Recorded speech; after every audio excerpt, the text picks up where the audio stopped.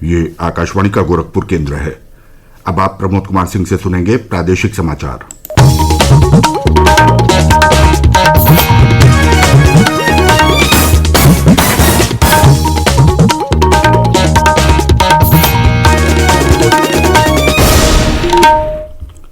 Bulletin में पहले मुख्य समाचार। मुख्यमंत्री योगी आदित्यनाथ ने वाराणसी, आजमगढ़ और गोंडा जनपदों का दौरा कर कोविड स्थिति की समीक्षा की। जनप्रतिनिधियों से सरकारी अस्पतालों को गोद लेने का किया आह्वान। प्रदेश में लगातार 24वें दिन घटी कोविड मरीजों की संख्या। महामारी से स्वस्थ होने की दर बढ़कर 94.3% हुई। राज्य में 12 वर्ष से कम आयु के बच्चों के अभिभावकों को टीकाकरण में दी जाएगी प्राथमिकता। बनाए जाएंगे अभिभावक स्पेशल बूथ और नवनिर्वाचित ग्राम प्रधानों और पंचायत सदस्यों का शपथ ग्रहण वर्चुअल माध्यम से आज और कल होगा।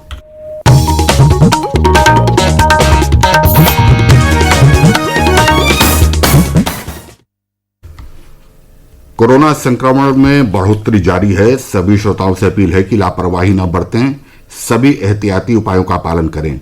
44 वर्ष से अधिक उम्र के जिन लोगों ने कोविड का पहला टीका लगवा लिया है, सही समय पर दूसरा टीका लगवाएं। 3 आसान उपायों का पालन करें और सुरक्षित रहें। मास्क लगाएं, 2 गज की सुरक्षित दूरी बनाए रखें तथा बार बार हाथ धोने और साफ सफाई का ध्यान रखें। और अब समाचार विस्तार से।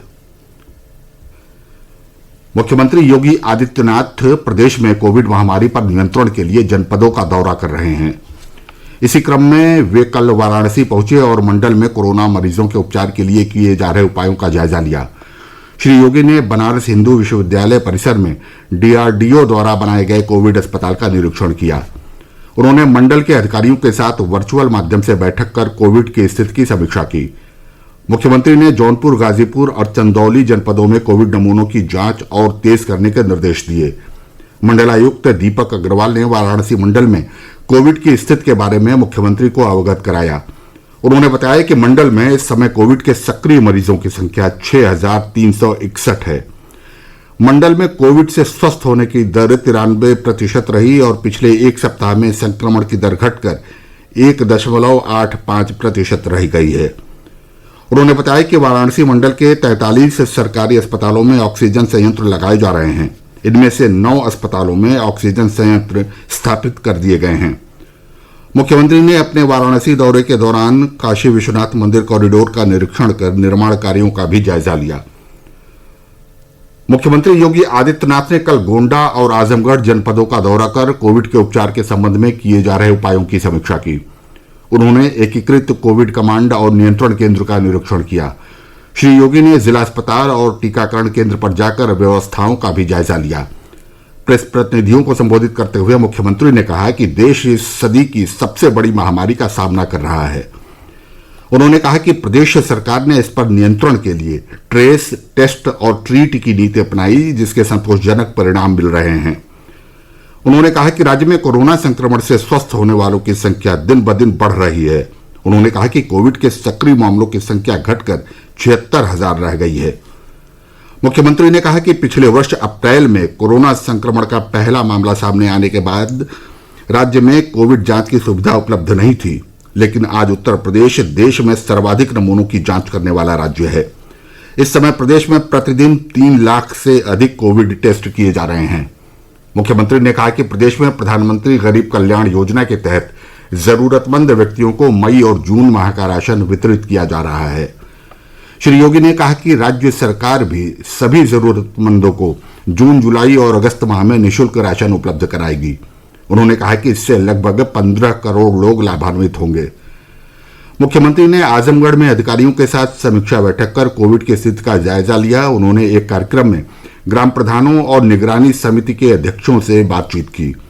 मुख्यमंत्री ने जनप्रतिनिधियों का आह्वान किया कि वे अपने अपने क्षेत्र में एक सामुदायिक या प्राथमिक स्वास्थ्य केंद्र को गोद लेकर उनमें सुविधाओं को और बेहतर बनाएं। इसके लिए आवश्यकता पड़ने पर प्रदेश सरकार भी मदद करेगी। केंद्र ने 18 से 44 वर्ष आयु वर्ग के लोगों को टीकाकरण केंद्र पर ही पंजीकरण और समूह के पंजीकरण की सुविधा उपलब्ध कराने का फैसला किया है। ये सुविधा सरकारी कोविड टीकाकरण केंद्रों पर ही उपलब्ध होगी। निजी अस्पतालों के टीकाकरण केंद्रों पर यह सुविधा उपलब्ध नहीं होगी। अब तक टीकाकरण केवल ऑनलाइन पंजीकरण के द्वारा ही किया जा रहा था। पत्र सूचना कार्यालय पीआईबी ने लोगों को सोशल मीडिया पर चल रहे उन भ्रामक संदेशों के प्रति सावधान किया है जिनमें फिटकरी, हल्दी, सेंधा नमक और सरसों के तेल से म्यूकरमाइकोसिस यानी ब्लैक फंगस बीमारी के इलाज का दावा किया जा रहा है। पीआईबी ने कहा कि इस तरह के सभी दावे फर्जी हैं। ऐसे नुस्खों से ब्लैक फंगस के उपचार का कोई वैज्ञानिक प्रमाण नहीं है। प्रादेशिक समाचार आप आकाशवाणी गोरखपुर से सुन रहे हैं। प्रदेश में लगातार 24वें दिन कोरोना संक्रमण के मरीजों की संख्या में कमी आई है।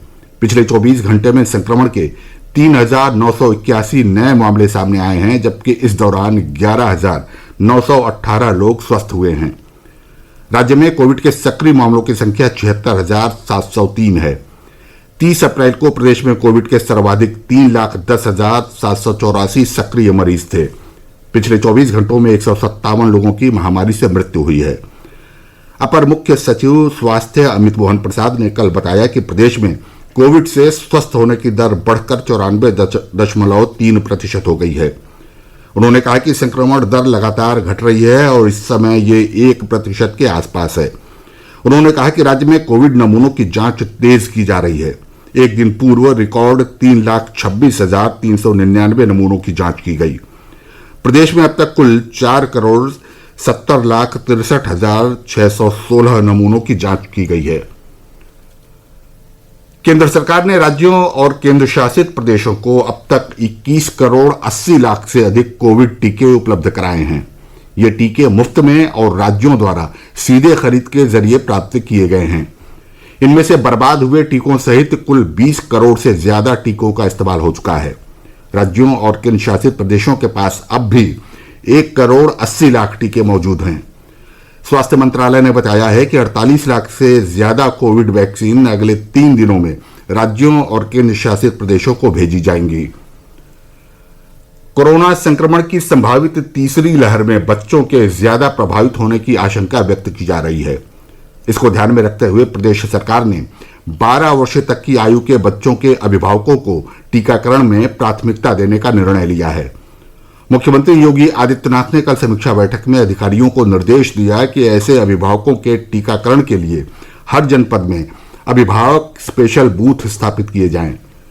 मुख्यमंत्री ने कहा कि ऐसे अभिभावकों से संपर्क करके उन्हें टीकाकरण के लिए प्रेरित किया जाए। मुख्यमंत्री ने कहा कि यह टीकाकरण अभिभावकों के साथ साथ इनके बच्चों की संक्रमण से सुरक्षा में उपयोगी सिद्ध होगी। उन्होंने कहा कि राज्य कर्मचारियों के टीकाकरण के लिए सभी जनपदों में अलग से बूथ स्थापित किए जाएं, जिनको जनपद, तहसील और विकासखंड मुख्यालय पर संचालित किया जाए। प्रदेश में नवनिर्वाचित ग्राम प्रधानों और पंचायत सदस्यों का शपथ ग्रहण वर्चुअल माध्यम से आज और कल होगा। पहली बैठक 27 मई को होगी। पंचायती राज विभाग की ओर से इस संबंध में जिलाधिकारियों को आवश्यक निर्देश जारी किए गए हैं। मिर्जापुर के डीपीआरओ अरविंद कुमार ने बताया कि जनपद में प्रधानों को शपथ दिलाने के लिए तैयारियां पूरी कर ली गई हैं। केंद्र सरकार ने कोविड महामारी को देखते हुए प्रत्येक ट्रांसजेंडर व्यक्ति को 1,500 रुपये की सहायता तुरंत उपलब्ध कराने का फैसला किया है। सामाजिक न्याय और अधिकारिता मंत्री ने बताया कि इस आर्थिक सहायता से ट्रांसजेंडर समुदाय को अपनी दैनिक जरूरतें पूरी करने में मदद मिलेगी। मंत्रालय ने ट्रांसजेंडर व्यक्तियों की मानसिक स्वास्थ्य देखभाल के लिए हेल्पलाइन नंबर भी जारी किया है। नंबर है 888-21-33897। इस नंबर पर सोमवार से शनिवार तक परामर्श सेवाएं उपलब्ध हैं।